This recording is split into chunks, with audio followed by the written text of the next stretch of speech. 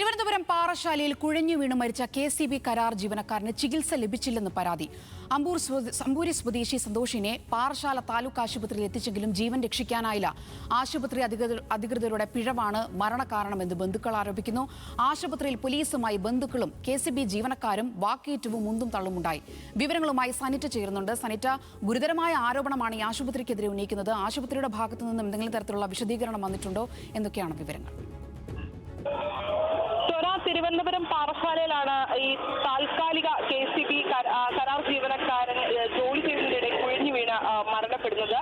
ഇദ്ദേഹം മരണപ്പെട്ടതിന് ശേഷമാണ് ആശുപത്രിയിൽ എത്തിച്ചത് എന്നാണ് ഇപ്പോൾ ആശുപത്രി അധികൃതർ പറയുന്നത്. എന്നിരുന്നാൽ പോലും ഈ ആശുപത്രി അധികൃതരുടെ ഭാഗത്തു നിന്നും യാതൊരു വീഴ്ചയും ഉണ്ടായിട്ടില്ല എന്നാണ് ഇപ്പോൾ അവർ പറയുന്നത്. അമ്പൂരി സ്വദേശി സന്തോഷാണ് മരിച്ചത്. ഇദ്ദേഹത്തിന് 40 വയസ്സായിരുന്നു. ഈ പ്രാഥമിക ചികിത്സ കിട്ടിയിട്ടില്ല എന്ന് കുടുംബാംഗങ്ങളും മറ്റ് ഈ കൂടെ ജോലി ചെയ്തിരുന്നവരും പരാതിയായി ഉന്നയിക്കുന്നുണ്ട്.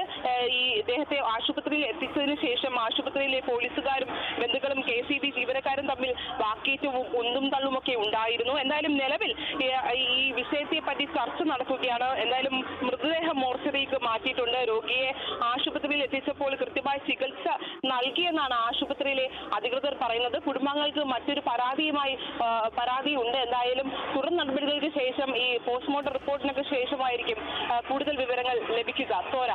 ശരി സനിറ്റ.